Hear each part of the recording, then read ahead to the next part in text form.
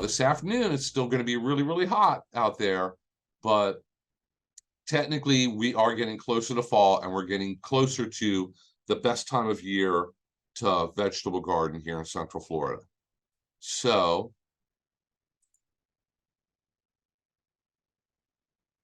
people are still very, very interested in growing their own food, growing their own vegetables. These are our most popular free classes. Everybody wants to learn how to grow things that they can eat. I know that I do. Research shows that people are concerned about food safety, pesticide residues, buying food and produce from grocery stores and farmers markets and roadside stands is great, but you didn't grow it. You can't really be positive what is in it and what happened to it. If you grow it yourself, you know exactly what was applied to it and what was done to it. When you grow your own vegetables in your backyard and you go out there in the afternoon and pick them and bring them in, it can't get any fresher than that. And freshness equals better taste. It equals higher nutrient content. What determines how nutritious produce is generally how fresh it is. Over time, the nutrients start to break down, the taste starts to break down, so you can't get much better than growing it in your own backyard. Helps to save your waistline, it's great exercise, great way to save your planet, depending on exactly how you go about doing it. And we always recommend using the least toxic solutions to whatever your problem might be first. That's going to actually solve the problem. A lot of other benefits to vegetable gardening. Great project for kids, gives you a fantastic sense of accomplishment. You go out there and you put in a garden, you plant things, you grow it. It actually works. It flowers. You're able to pick your tomatoes. You cut them open, you eat them.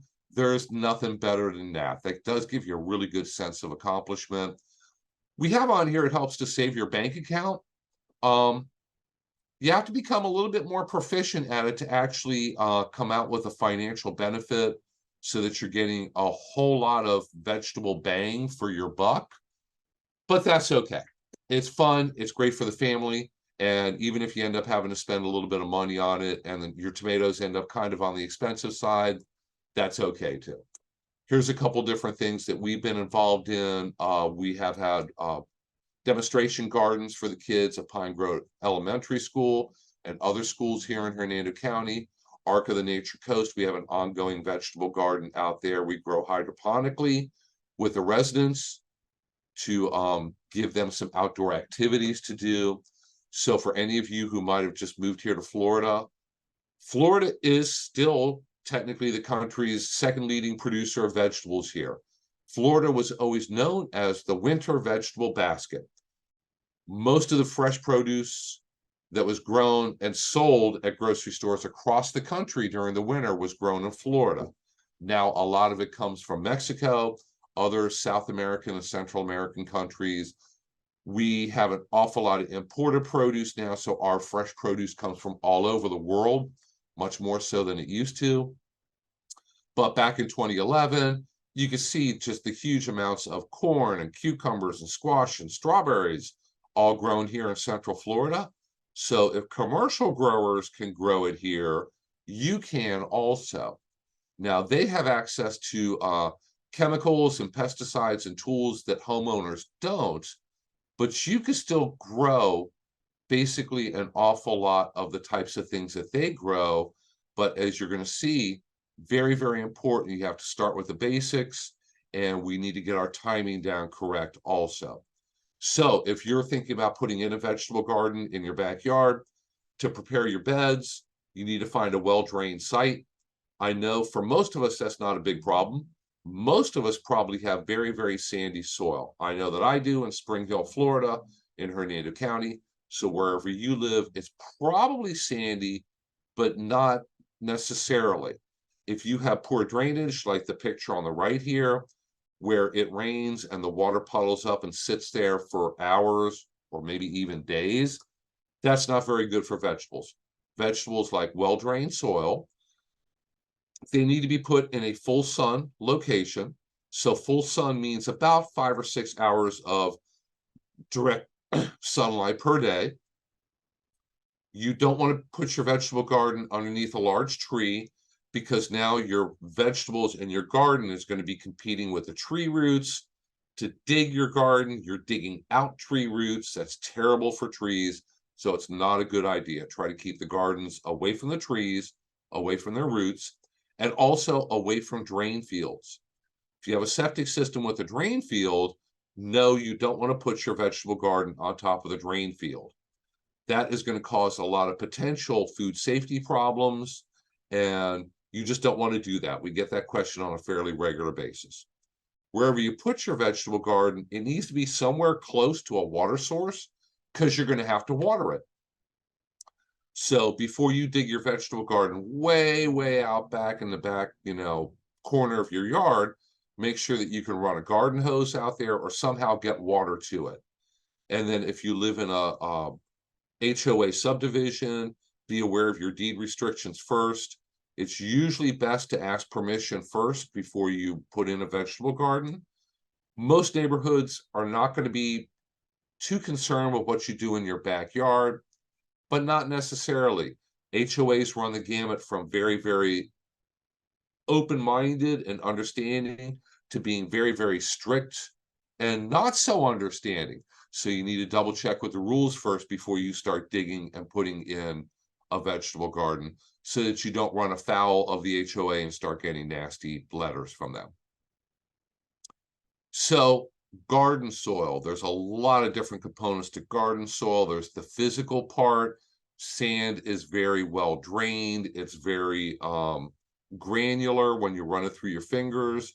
There's a chemical component to garden soil.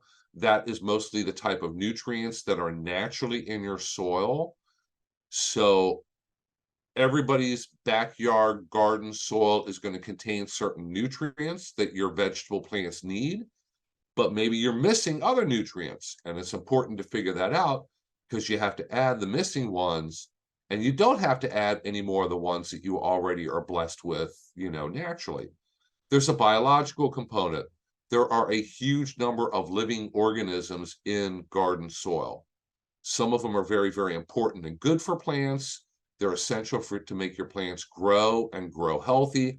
Other things are bad. They're going to feed on the roots, they're going to chew on the stems, and they're going to be a problem. So like I said, most of you probably have very sandy soil, but there are parts of Florida where people have clay. That'd be down in the southern tip of Florida, up in the Panhandle.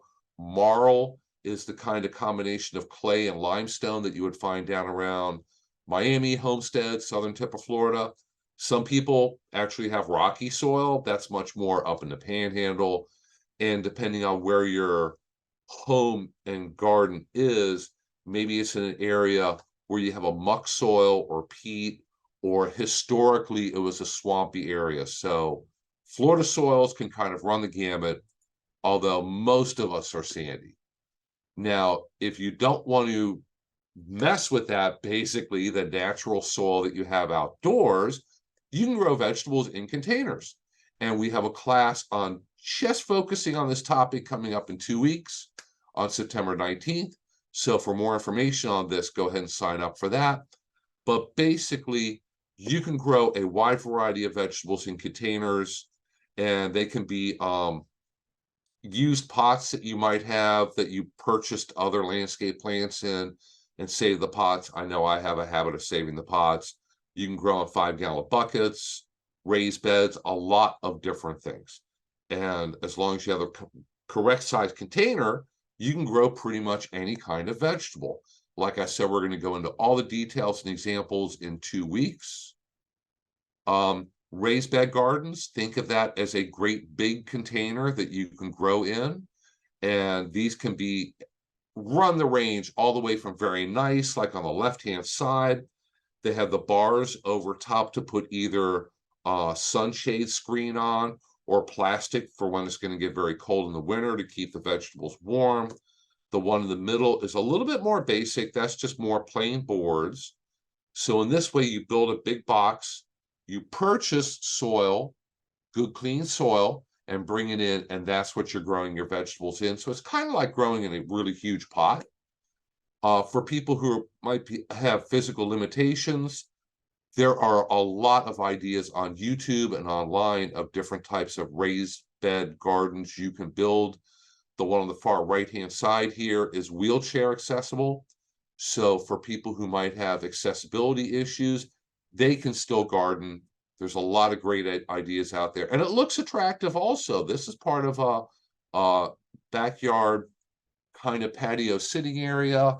They have an attractive garden there. I can picture it filled with maybe tomatoes, hot peppers, and herbs. So there's a lot of great ideas out there, a lot of things that you try doing. But if you're going to grow in the soil, in your backyard, there's a lot of stuff out there, a lot of different things that are kind of hiding in the soil. Nematodes are microscopic roundworms that live in the soil. Many of them are very, very beneficial because they eat bacteria, they eat fungi, they eat each other. Some of them are little predators, but other ones eat plant roots.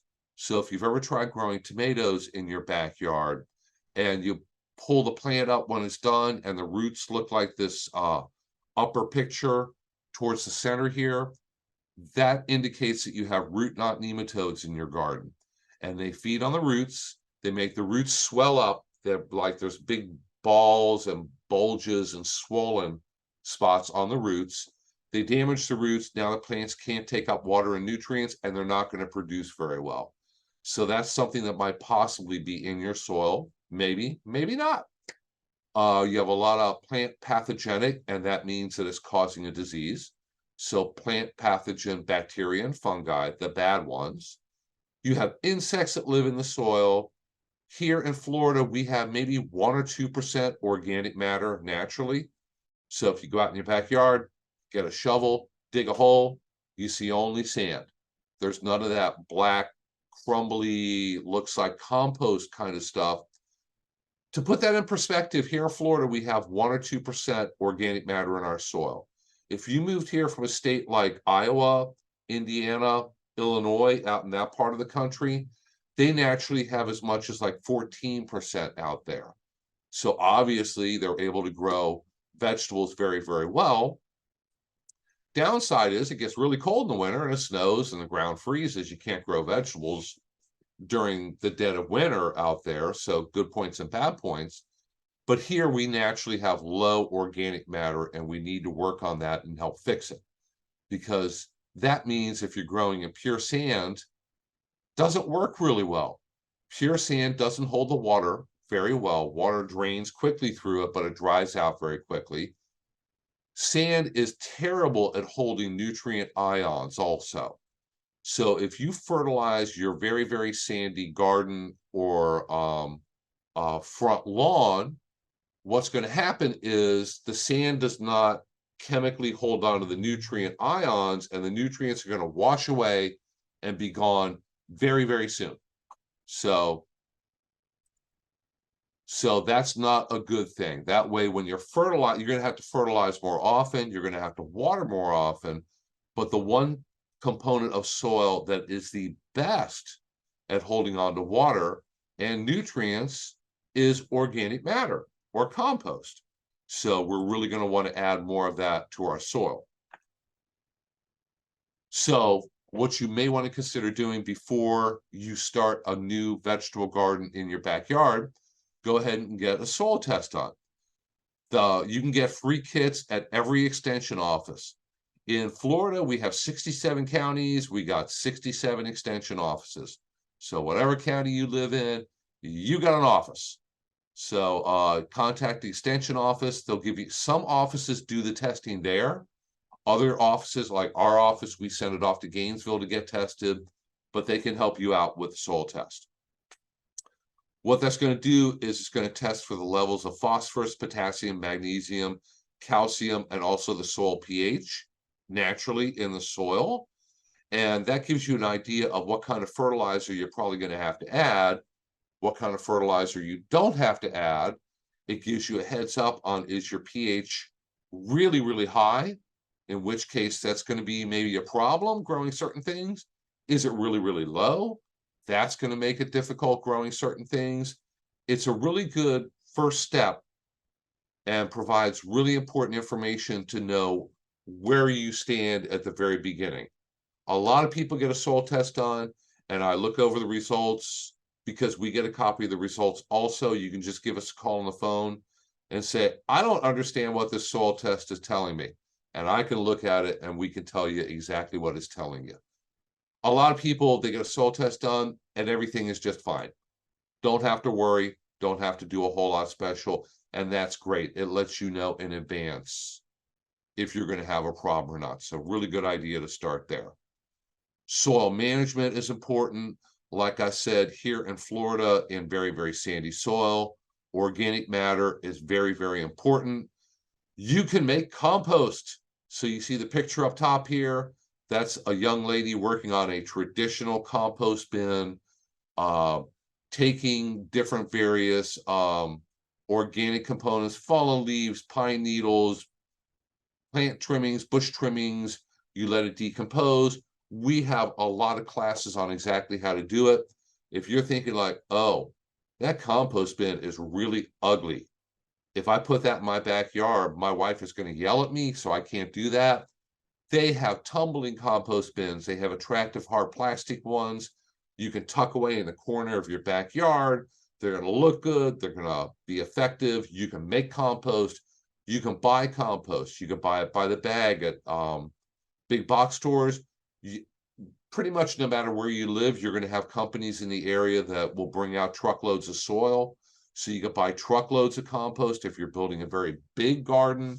So compost is available out there, whether you make your own, whether you buy it.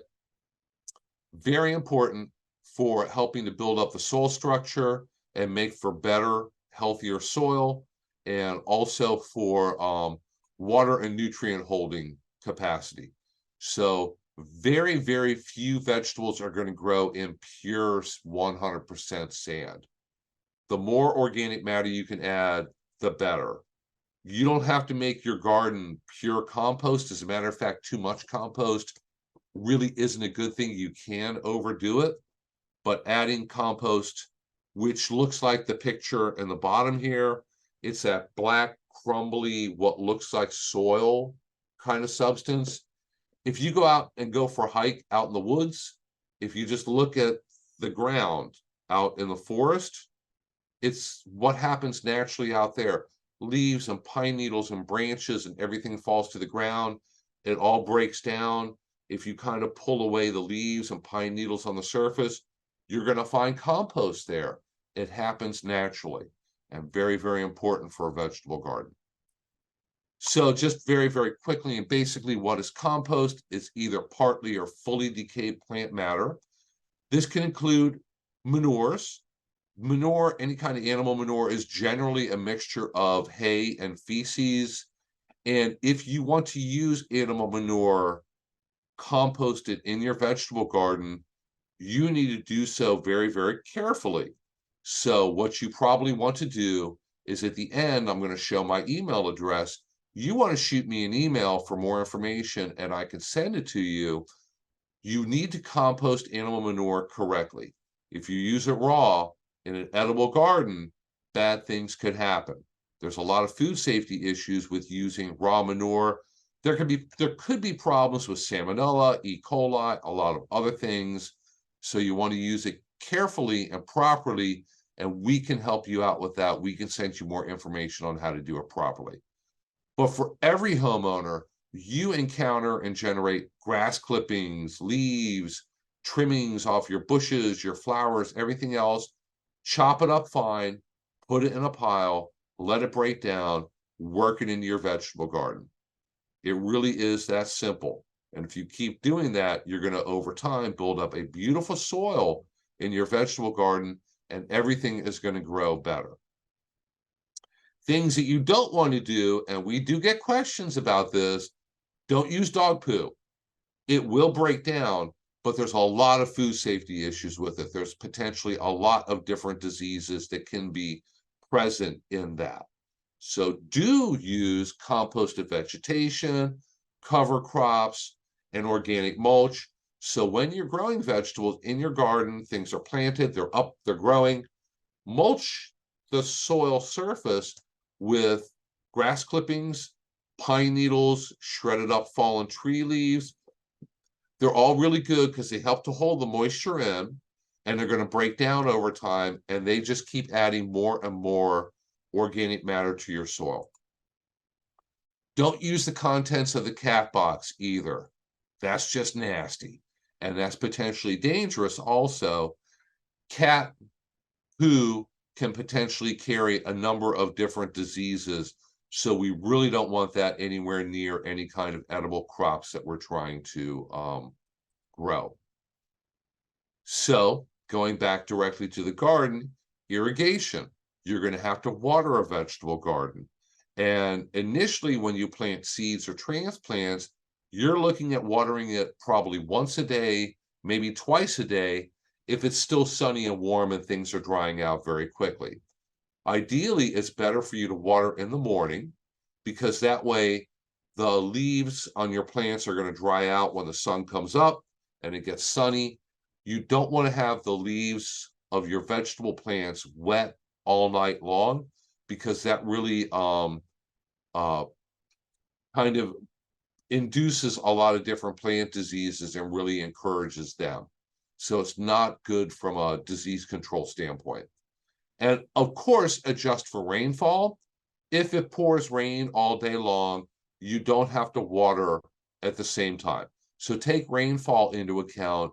And if it rains, you don't have to water your garden. If it doesn't rain, you probably will have to water your garden. Keep an eye on things and make sure they don't dry out. Now, for a small vegetable garden, you can use overhead irrigation. So what I've always done is built my own little irrigation system out of PVC pipe, risers, sprinkler heads, very, very simple. Run a garden hose into it, turn the garden hose on, and water the garden. A little word of warning, set a timer, because otherwise you might walk away and forget you were running the sprinklers, get busy cooking dinner or something else. Sprinklers run for a long time. Now you're wasting water. Just run it for 20 minutes or so, give it a good watering, and you're good to go. You probably, for a normal sized vegetable garden, don't want to use the really big sprayers. So the picture on the left, that's corn, and that's a big field. So you don't need to like spray tons of water over your entire backyard. You really just want to water the vegetable crops that you're growing. So the best way to do that is with a drip irrigation system. And there's a lot of options for that out there. On the left is a little drip irrigation emitter or spray head.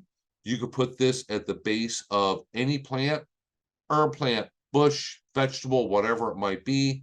You can use a bunch of these in your garden. You could use soaker hoses. If we go back to the picture here of the one on the right, that little black hose with the blue stripe on the top of it is a soaker hose. They work very well. The little spray emitters work very well. If you go to a big box store or look online, there's a lot of companies that make these, a lot of different layouts. There are companies that have specific layouts for whatever you're growing.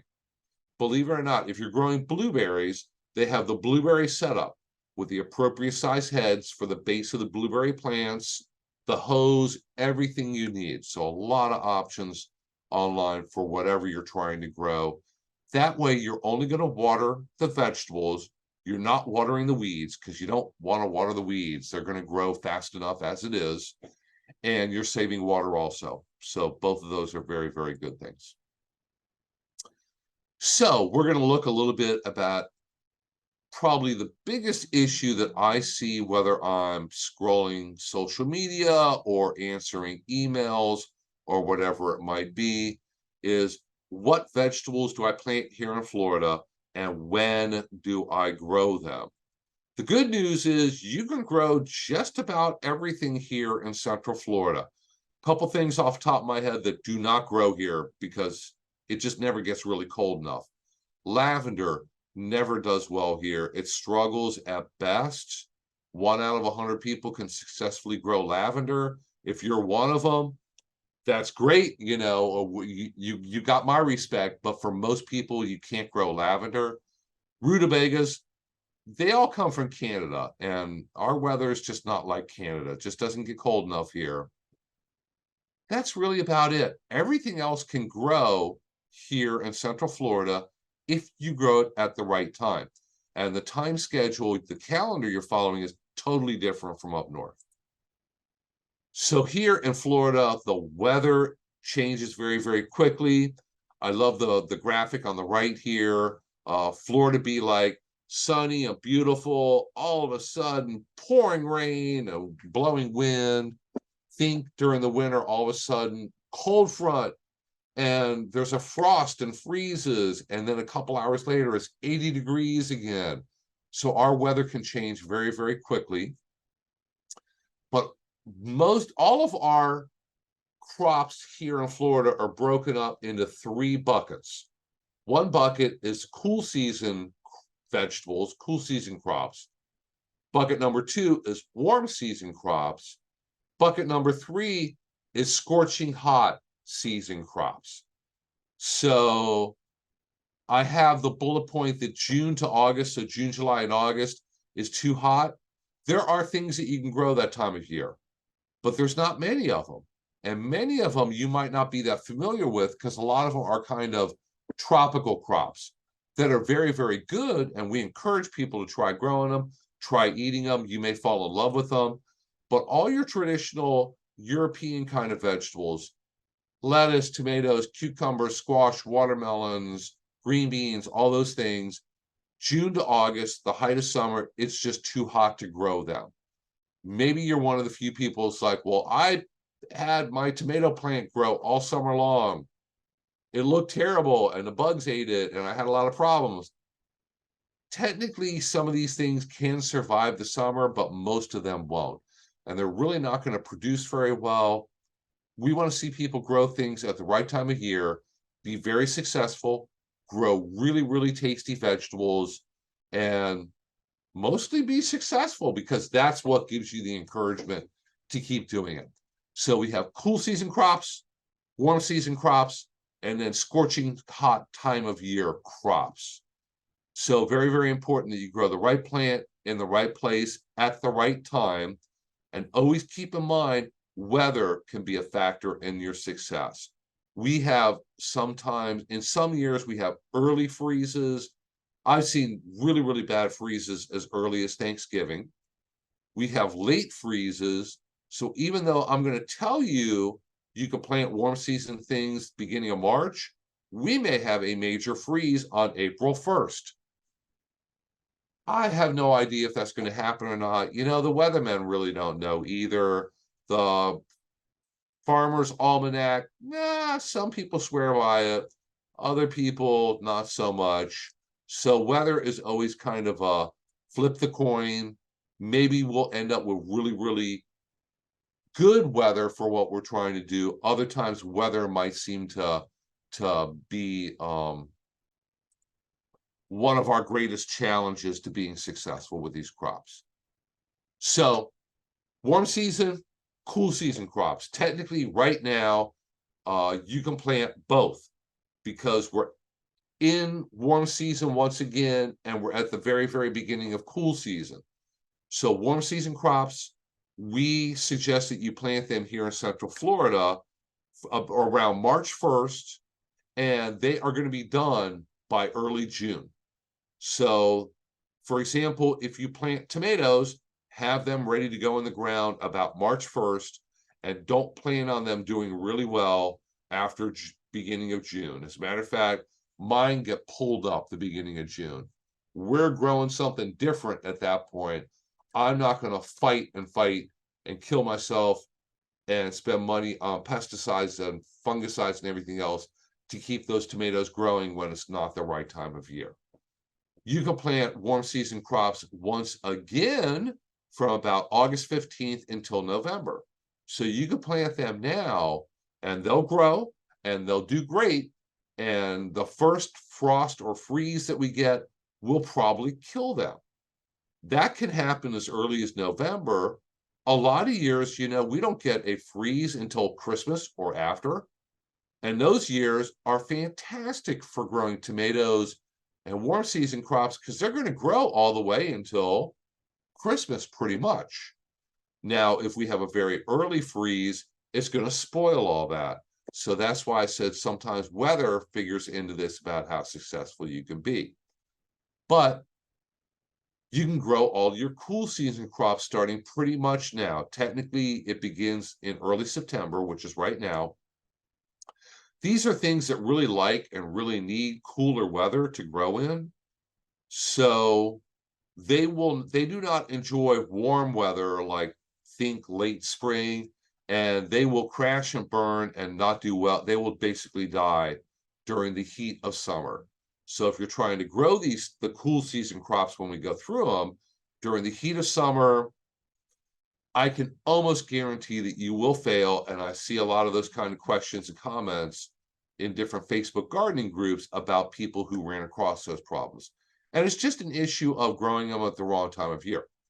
So those cool season crops, plant them all winter long, starting now, but you need to plan on them pretty much being done by March 1st, because shortly after that, by maybe March 15th, it's going to start getting warm once again. And all these cool season things that we're just about to go through are not going to do well once it gets warm. So when we talk cool season vegetable crops, here's the list right here. And I think this covers pretty much all of them. There might be a couple of other oddball things. Kohlrabi is something that grows well during the winter. It's popular up north. I like it. I've tried it before, but not that widely grown. But these are all the basics that grow here during the winter, during cool weather. And you want to grow them during cool weather. If you try growing them too far outside of that, you're going to have a lot of problems. So a good example of that is, we're going to go through all these really quickly. Different brassica or cruciferous crops. They're both synonymous terms. It's the name of the plant family that includes broccoli, cauliflower, cabbage, mustards. Kohlrabi is in there also. I believe kale is in there also. They're all part of the same plant family. They all grow best during slightly cool weather. If you try growing them much past middle of March, you're going to have a lot of insect pest problems. You're going to end up with harlequin bugs, which are little insects. They're orange and black, very colorful, but very destructive. Colorado potato beetles, aphids, and a lot of other insect pest problems. That's if you grow them in March, April, May, because that's outside of the ideal window. If you grow them starting now and trying to have them done by early March, broccoli, if you never tried growing it before in Central Florida, grows really well, very easy to grow, very successful. You can grow a ton of broccoli. So if you've never thought of growing broccoli or tried, they grow commercially over on the eastern side of the state in Central Florida. They grow tons of cabbage over there commercially. Cauliflower does very, very well here. Cauliflower is the fussiest with needing cool weather. So if you try growing cauliflower and you start the seeds in little pots, transplant it to your garden, if we have unusually warm weather, the cauliflower is not going to do well. If cauliflower gets exposed to too much heat, even early on, it'll grow, it'll get big, it'll get a head of cauliflower on it, and the head of cauliflower is going to be like the size of a 50-cent piece. It's called buttoning. It won't get really big because it was exposed to too high a temperature.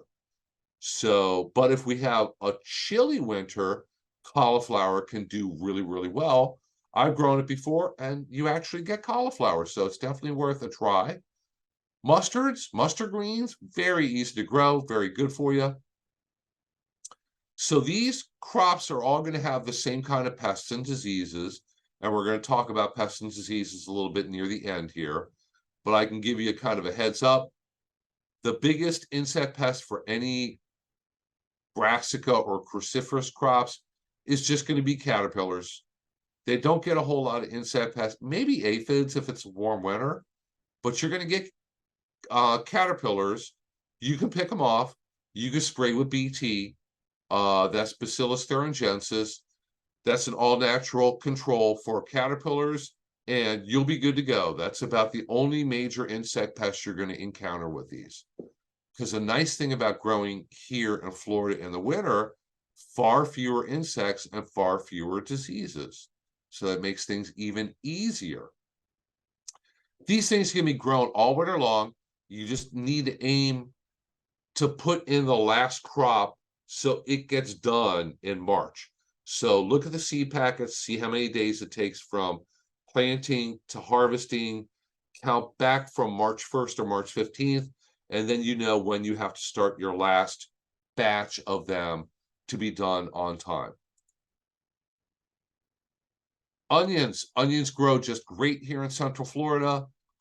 If you've ever bought Florida sweet onions from either a farmer's market or a roadside stand in April, you'll know what I'm talking about. You can grow green onions, which are just the little onions. You bought them at the grocery store before. You can plant onion sets. Those are little onions that have already kind of partly grown. They sell them as little onions. You plant them and they grow some more. Or you can grow large onions. You can grow basically Vidalia onions. Vidalia onions legally are onions that are grown in a certain part of Georgia. I think it's about 10, 15 county area in Georgia. And onions that are grown there can legally be called Vidalia onions. But there's no secret to them. They use Texas Grano seeds. So you can buy either at a big box store or look online, buy seeds for Texas Grano onions. And there's a bunch of different varieties, usually has a number. So let's say Texas Grano 1234 variety. Plant those seeds. Onions take over 100 days to grow. So you want to be starting the seeds really soon. You're going to get tiny little onion plants that come up, transplant them to your garden. Take good care of them, keep them well watered, fertilize lightly a few times during the winter. They're going to grow all winter long. In the spring, they're going to grow faster. And the onion part, the bulb, is going to bulb up and get bigger. And around March or April, you're going to have beautiful onions in your backyard garden that you can pick and dry out and grow your own onions. I've done that before a couple years ago. I got a fantastic crop of onions, very carefree. No insect pests, no problems really at all. But if you're going to start them from seed, you need to be doing that really, really soon because they take a long time to grow. They're going to want to grow in your garden all winter long. Then in the spring, you're going to, you can start to feel around at the bottom. And when you have nice big onions, pick them and you're good to go. Leafy crops, we can grow all kinds of different lettuces and romaine and green leaf lettuce and red leaf lettuce and speckled lettuce and Swiss chard, spinach, kale, mustard greens, turnip greens, dandelion greens. That's just right off the top of my head. There's a lot of different healthy options for green leafy things. And if you grow a variety of them, that really kind of kicks up your salads and dinners for all winter long. So think about growing variety. Think about growing small amounts. So plant a little bit, and a couple weeks later, plant a little bit more. A couple weeks later, plant a little bit more. Because cool season, gardening season is long, goes from September to March, and these crops generally grow pretty quickly. 30 to 60 days is how long it takes most different lettuces to grow. The problem is if you plant your entire backyard in green leaf lettuce tomorrow, it's going to grow and you're going to have a ton of green leaf lettuces all ready to pick and needs to be eaten all at once. So unless you really like it or your neighbors really like it and you're going to give a lot away, you grew too much all at once. So the trick is plant a little bit, a couple weeks later, plant a little bit more. That's called succession growing, and it's going to give you a continuous supply of things like leafy crops, radishes, carrots, pretty much all these different cool season crops over the whole winter. so that you can enjoy your lettuces and Swiss chard and spinach over a longer period of time. Now, the one green leafy thing that does not grow well here in Central Florida is traditional grocery store iceberg lettuce. It will grow, you can plant it, it will grow, but to have it grow a nice, large, tight head like what you buy at the grocery store, very, very difficult. But all the other leafy lettuces and leafy greens do really, really well here. So go ahead and look at different online vegetable garden and seed catalogs. That's a great place to start looking. Try a whole bunch of different varieties. Keep growing the ones that you like. The ones you don't like, don't grow them again. If they didn't do well, go ahead and keep good notes and remember, this just didn't grow really well, didn't produce really well, but this other one was a winner. Keep growing. That's how you figure out what you like, and what's going to do best for you is just experimenting. And kale and spinach are a little bit fussy, especially spinach. It has to be really, really cool weather for it to sprout and grow. So I never try planting spinach until really about December-ish, after it's gotten cool and it's pretty chilly at night. Because if you plant spinach too early and it's still too hot, either it won't germinate or it will come up and get maybe a quarter-inch tall, and that warm weather, that warm stretch is going to hit it and it's going to fall over and die. Some of our local vegetable growers here have had problems with it in the past. They have to time it just right to get the spinach to come up and do well. Different root crops. You can grow carrots, radishes, beets here all winter long. They all do just fine.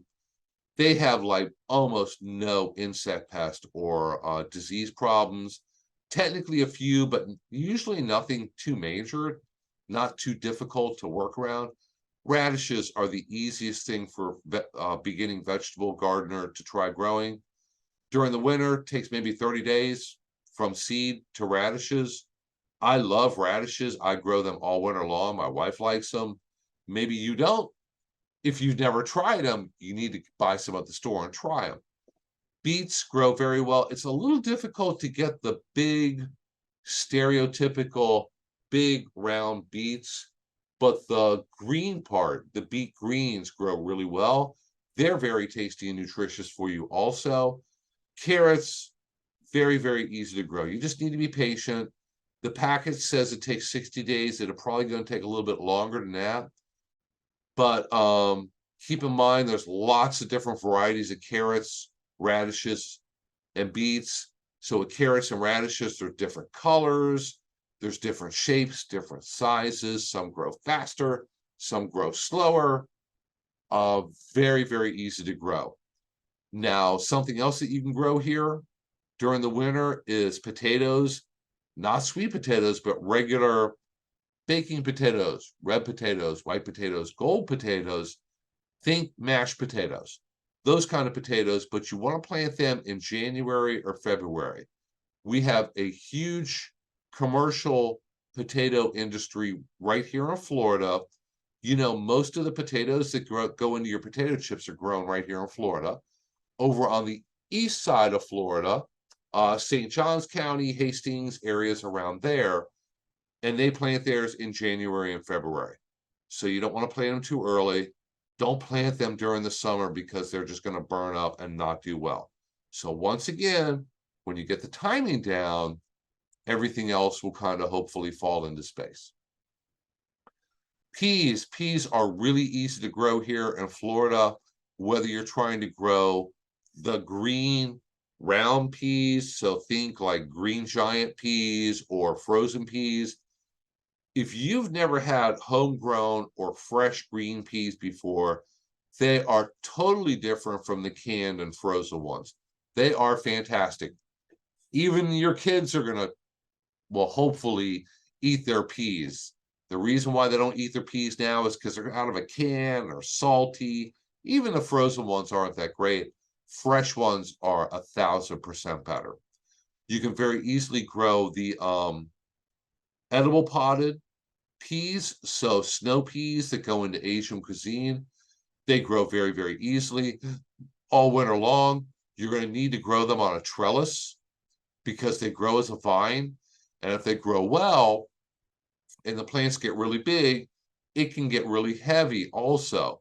So make sure you put up a sturdy trellis to grow them on. A chain link fence, if you have your garden up against a chain link fence, that works just fine.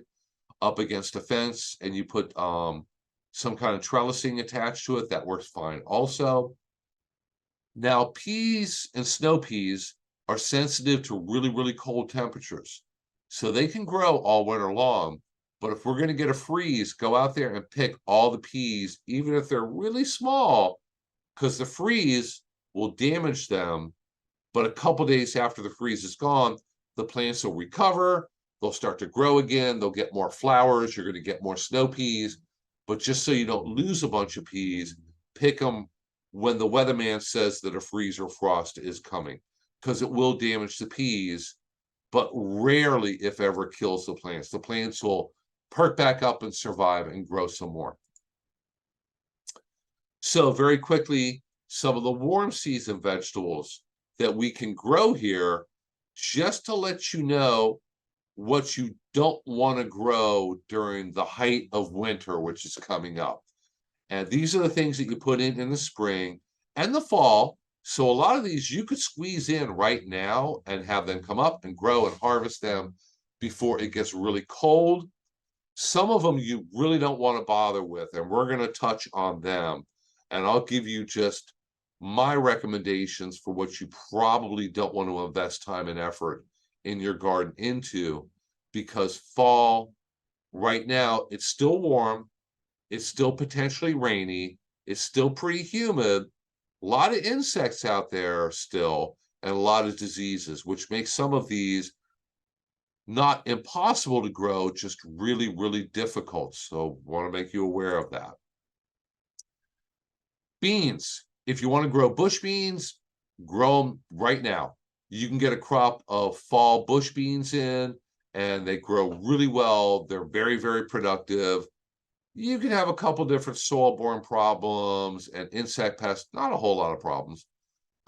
Green beans, yellow beans, purple potted beans. It might be a little bit too late to grow pole beans because they take longer to grow. They get much bigger. You're going to get more beans per plant, but they take longer. If you plant them today or this weekend and we have a warm fall, they'll do great. If we have an early freeze, you may lose them. So might be a little bit too late for pole beans. But bush beans, you can get them in right now. Definite winner. Cucurbits. And this is the plant family that includes all the cucumbers, all the different kinds of squash. So zucchini, yellow squash, winter squashes, butternut, acorn squash, melons like watermelon, cantaloupe, pumpkins. They all have similar pests, similar diseases. They are little disease magnets. So they can be challenging to grow. Cucumbers, if you grow them at the wrong time of year, if it's just a little bit wrong, your cucumbers will crash and burn, and you will get little caterpillars that drill holes into your cucumbers, and nobody wants to eat that. They can be tough to grow. So the best time to plant them is very, very, very early spring. The earlier, the better, and be prepared to have to cover them if we get a really cold night or two.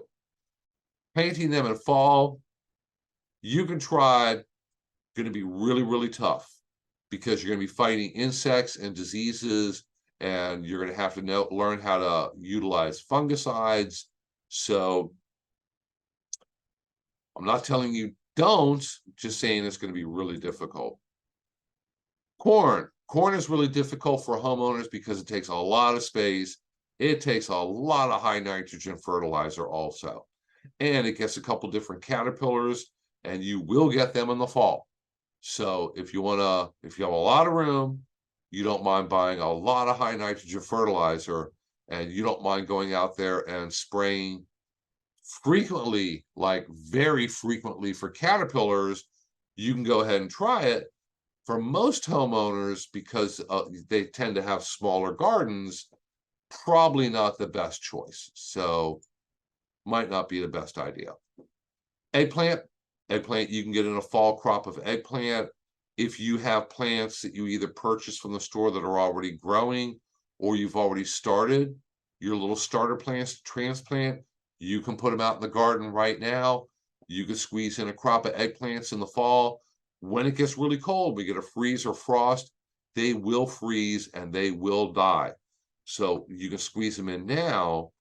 Now, if you're growing something like eggplants in a container, and you can move the container into your garage or lanai or screen room and keep it warm, you can grow them further into the winter. So winter weather is going to kill these plants if they're left outside and exposed to it. If you're able to drag them inside or under cover or under protection, you can stretch your season out a little bit more. But eggplants grow really well. There's really, really good spring crop, potentially very, very good fall crop. I like eggplants. You want to be careful not to grow too many eggplant plants, because if you end up with a whole bunch, you're going to be giving them to your neighbors, your relatives. Hey, if anybody ends up with too much eggplant here in Hernando County, feel free to swing by the office and drop some off for me. I'll evaluate them and I'll give you my personal opinions. So let me go ahead and give a shameless plug right there. Peppers. Peppers grow really well here in the spring and in the fall. Very good container plant. There's a ton of different varieties and shapes and sizes. Hot peppers do really, really well here. If you grow them in the spring, sometimes they survive the heat of summer. Sometimes they die. It's about a 50-50 chance. They're going to, if they survive the summer, they perk up again in the fall. They will all freeze and die if exposed to a frost or a freeze during the winter. So keep that in mind. But if you like hot peppers, you can grow every variety of hot pepper here in Central Florida. And a lot of times the plants do really well. And it's sometimes you'll grow one in a big container and you can keep the same plant going for a couple of years, and it's going to flush out and flower and give you lots and lots of hot peppers on and off during the year for a couple of years in a row. So hot peppers, definite winner. Sweet potatoes. You really don't want to plant sweet potatoes now, because they're one of the few things that enjoy the super hot time of year. So you remember I said that there's cool season, there's warm season, and there's super hot season. Sweet potatoes love super hot season. They don't care how hot and rainy it is and sunny it is. They grow like a weed in your garden. So plant them in June or July and let them go. They need at least 100 days to grow. Longer is a little bit better.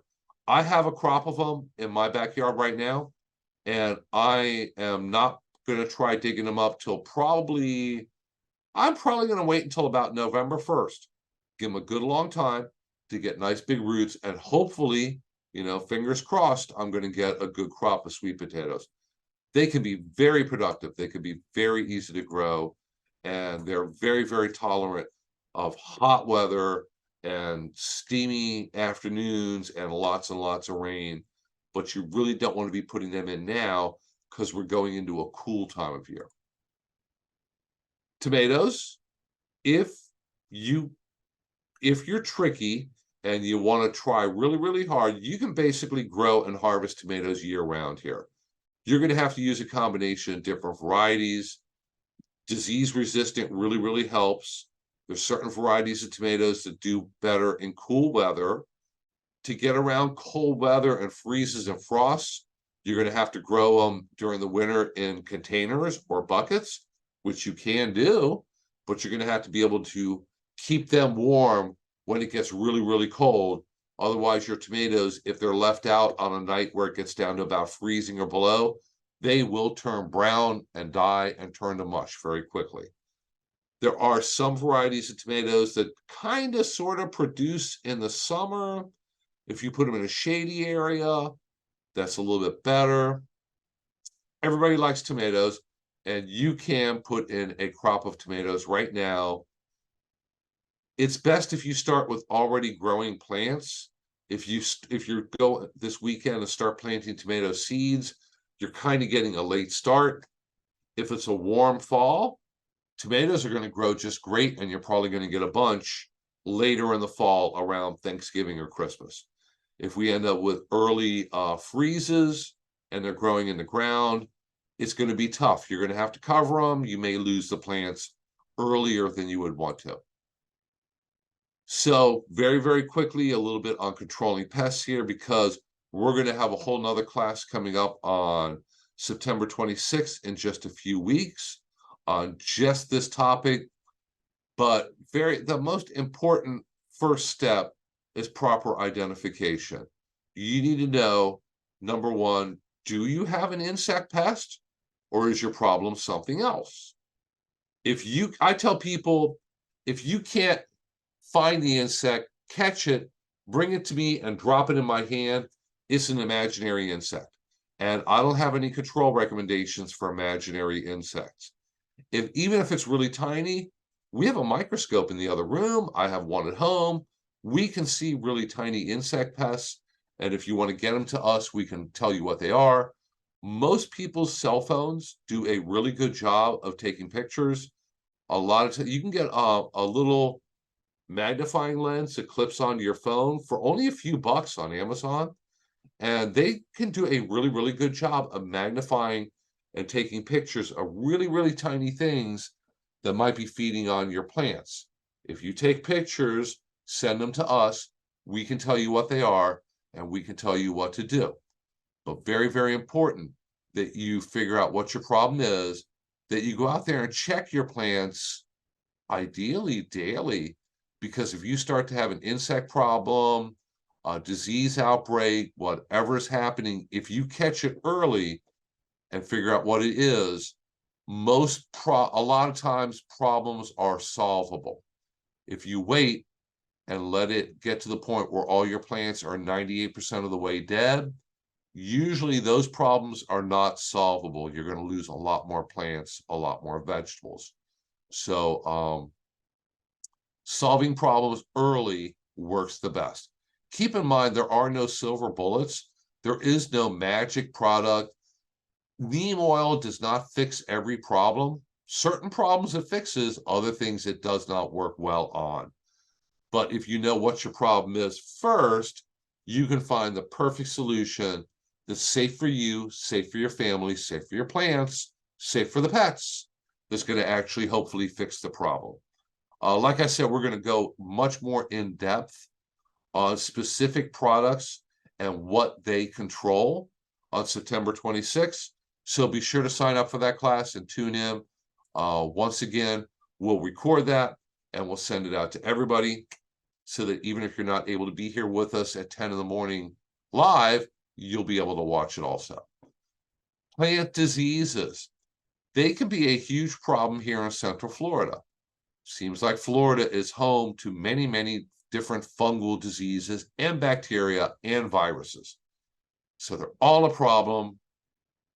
They can be difficult to control, but the good news is there are far fewer disease problems in the garden during the winter than there is during the warmer time of year, because fungi and bacteria really, really like it when the temperatures are warm, as a general rule. Some of them prefer cool. Most of them like it warm. Most of them like it wet. Most of them like it super humid. So what time of year do we have all those? From spring through fall. During the winter, a lot of times the humidity drops. When the humidity goes low, that is fantastic for not having diseases. Fungi hate dry weather and low humidity, so keep that in mind. When we're not getting a whole lot of rain, if you use drip irrigation or water in the morning so the leaves dry off, fungi hate that. They like it when the leaves are wet all day and all night, and it's really humid and it's really hot. Fungal diseases love that. They hate it when it's really dry, so keep that in mind. We end up with those kind of conditions during the winter. There's a lot of times where I know in my garden, I just don't have any kind of diseases for months at a time during the winter. Other times you're going to get a few little problems. This picture right here is a broccoli leaf that's all eaten up with fungal disease. So it happens. We have fungal problems during the winter, but not a lot. So to help with fungal diseases, it really helps if you use cultural controls. So proper irrigation, like I already mentioned, sanitation, picking up and picking off those dead leaves. So if you look at this leaf, if this was on your broccoli plant, don't let it just fall off and lay on the ground because it's covered with fungal spores now. So if it's laying on the ground and the wind blows, the rain falls, the water splashes those fungal spores off, the disease is going to spread. So sanitation is very important. Try to grow varieties of vegetables that are resistant to common diseases. And most importantly, plant them at the right time of year. That's going to really, really help reduce the amount of disease problems that you're going to have. Learn how to identify the signs and symptoms of really common diseases. Fungicides can really help with reducing diseases, but fungicides only prevent diseases. They don't cure them. So if this leaf is in your garden and you spray it with a fungicide, that leaf is never going to look green and beautiful and healthy again. It's going to fall off the plant. It's going to look terrible. You can't fix it. So fungicides don't fix disease problems. They only help to prevent them. So keep that in mind. If your plants if you have a huge outbreak of a disease in your garden, applying fungicides too late really isn't very helpful at all. So if anybody has any questions, I'm going to quit screen sharing in just a second here. There is my email. There is where our office is located. We are in Brooksville. We are right at the Brooksville Airport, the front edge, right off of Spring Hill Drive. I can look out my window and see Spring Hill Drive. We're located right next door to the post office. There's our phone number. There is my email. So if you ever have any questions, please feel free to contact us. Oh, I think that I forgot something at the very end of my PowerPoint. So let me go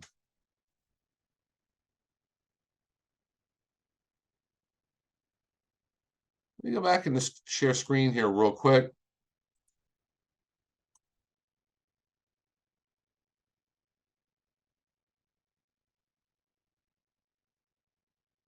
So I almost forgot to mention that if you're new to our classes and you're wondering, well, how can I find out about what you have going on, what other kind of classes you have coming up?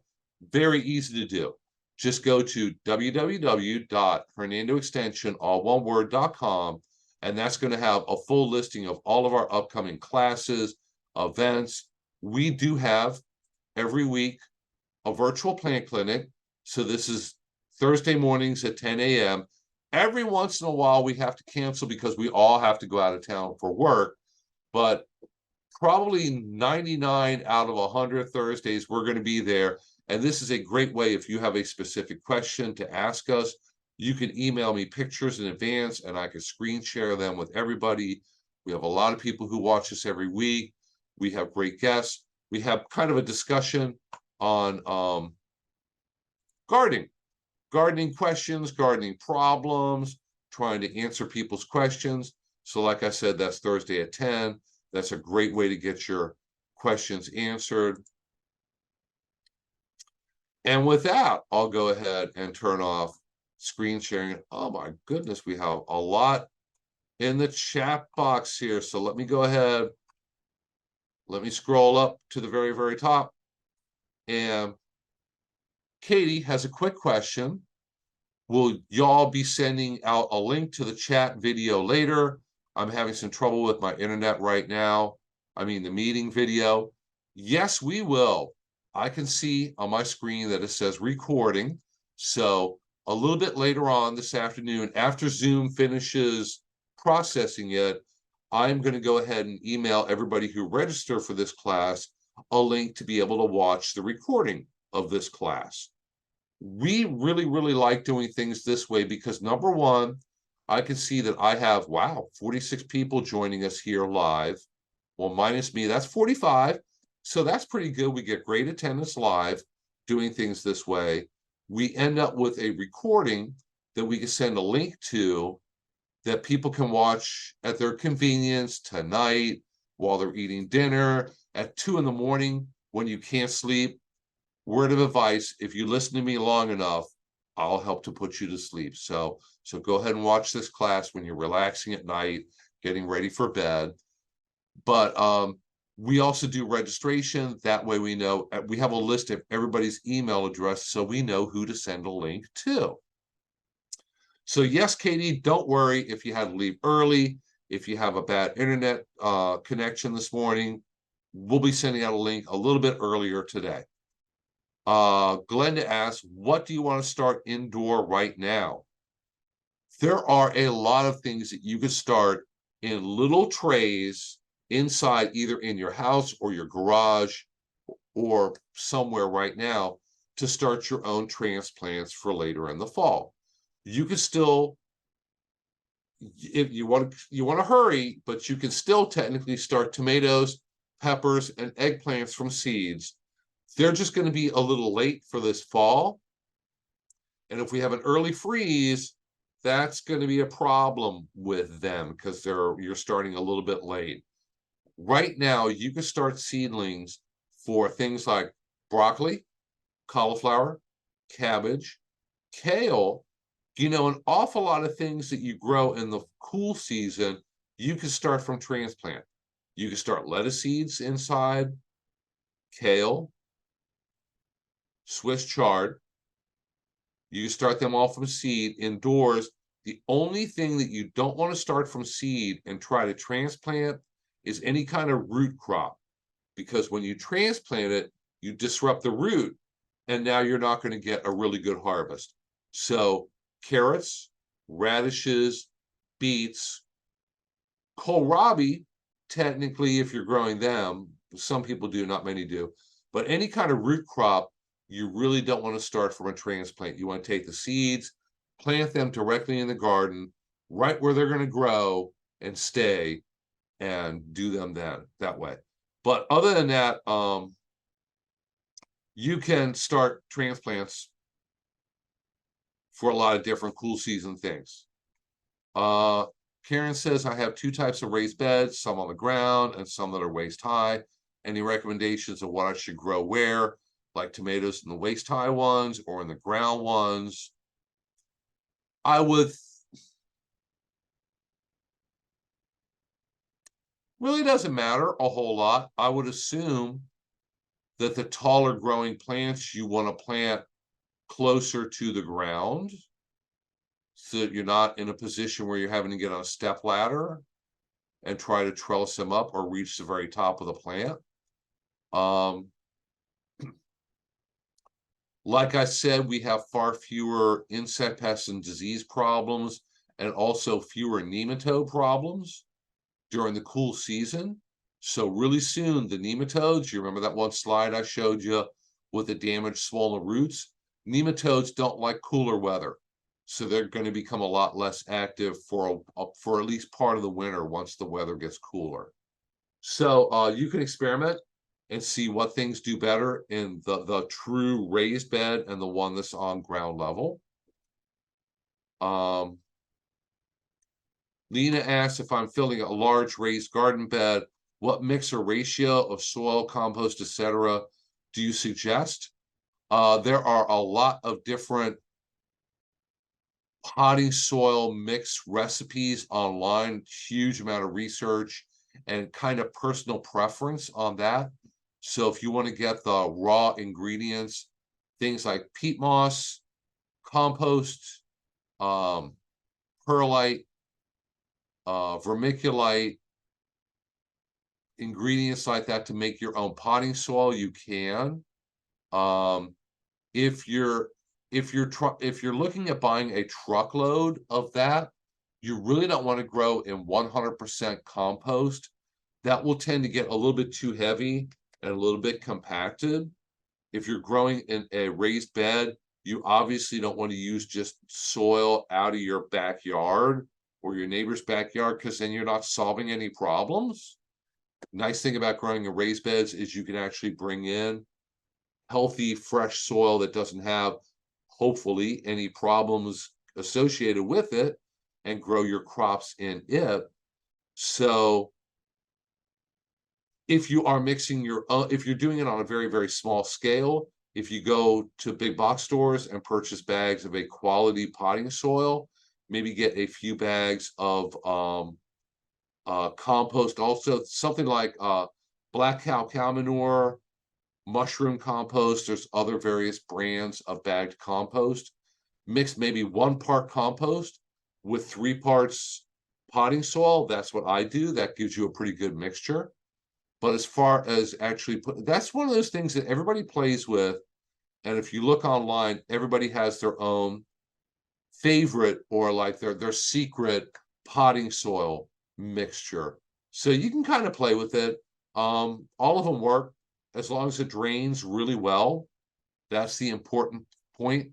You don't want anything that's way too heavy and stays soaking wet after you water it, because any kind of vegetables do not like too much water or soaking wet soils.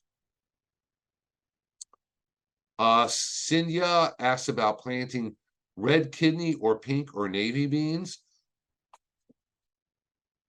It depends on how long they take to grow. So if you have packets of seeds, look at the back of the packet and find out how many days to harvest it is. If it's anything much more than 60 days, really, you could plant something right now that's going to take 90 days. That's kind of pushing it. But I've never tried growing red beans, kidney beans, pink beans, or navy beans. They all can grow here, but they take a fairly long season because you're not picking them green like green beans. The bean that has to flower, the bean has to set, bean has to mature, bean has to dry out a little bit because you're going to pick it for green beans or for dried beans, probably. But yeah, you could still squeeze them in. Depending if it takes a really, really long time for your variety to grow, you will have problems with cold weather. You're going to be fighting the cold weather at the tail end. But if the varieties you're trying to grow in, let's say, 60 days, you can plant them right now. Diana asks, what was the BT spray? That is an active ingredient that is in an insecticide that is very, very effective for caterpillars. It only kills caterpillars, won't kill anything else, won't kill those big grasshoppers, won't kill aphids, but it does kill caterpillars, and it's completely safe to use. You want to follow the directions on the label and wear long pants and a shirt and gloves and things like that. But other than that, it's very, very safe. If you go to a big box store, Home Depot, Lowe's, Lawn and Garden Center, and look for organic caterpillar killer, another brand is Dipel. Look for something that says safer or organic caterpillar control. Turn the bottle over and look at the ingredients. If it contains Bacillus thuringiensis, that's what BT stands for, then you got the right stuff. Neem does not work well on caterpillars. If you spray neem on caterpillars, you make them sticky, you make them angry, but you won't make them dead. So this is why it's important to match up what your problem is with the right control, because you just start mixing and matching and grabbing whatever, it's not going to be effective. It's not potentially not going to be safe, and it's not going to be safe for you and your family. So go ahead and be sure to tune in a few weeks for our pest control class, and we'll go into all of that at great lengths in depth. Judy grows pigeon peas. Pigeon peas grow well here. I think pigeon peas are kind of different because it's kind of a tropical plant and it will grow during the heat of summer. So if you're looking for things to grow during June, July, and August, you have to look at south. So look at what kind of things go into a lot of Mexican cuisine and South and Central American cuisine because it's even hotter there than it is here, and things that grow there potentially grow here during the heat of summer. So some things off the top of my head that grow here during the summer, calabaza, which is Cuban pumpkin. So Cuba, it's really hot in Cuba, it's south of here.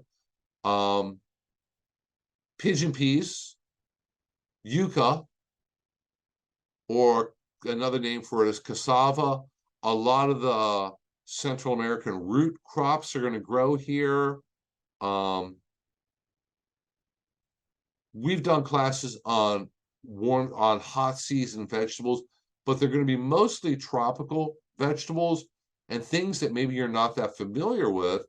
But if you visit, let's say, a Hispanic grocery store, pick up a couple new root crops and vegetables and experiment and try to put a little bit more variety in your diet, you're going to learn what you like. And those are the things that grow best here during the heat of summer. Beth wants to know what's the approximate temperature range for cold weather and warm weather. I can tell you ideal warm weather is going to be a high of about upper 80s during the day, a low of 70 or a little bit below at night. You need that nice temperature range. That's why tomatoes can grow so well certain areas north of here because they get that nice temperature spread during the day. Cool season, ideally, is not going to get up as high as 80. So upper 70s to above freezing is beautiful and perfect during the winter. Problem is the weather never, ever cooperates 100%. Some years the weather will cooperate quite a bit. And I have seen falls and winters where the weather is upper 70s every day. We don't get those big spikes like hot for a few days, cold, hot and cold. Weather stays consistently warm during the day, cold at night, not many freezes. It gets down to close to freezing, but not devastating, not 20s or teens. And if it's like that all winter long, you can grow a ton of produce here in Florida. Keep a close eye on your garden, watch the irrigation, watch the fertilizing, be sure to keep the weeds pulled, mulch it to hold the moisture in, and you can have a beautiful vegetable garden. Other years, the temperature spikes too high. We get a lot of freezes, like it's in the 20s or upper teens. That's too cold for all these different things. Even your cool season crops are going to get damaged at that point. So that's ideal weather, but keep in mind, it never works out quite perfect that way.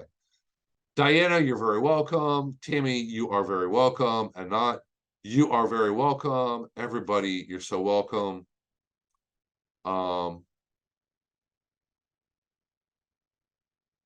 Judy asked for a class on odd plants, and we have covered individual odd vegetables. We do have a very good class on calabaza that if you look on YouTube and look at the little search box up at the top and look up Hernando County Government's YouTube channel, we have a playlist on there. So look at the playlist. You're going to see one for extension.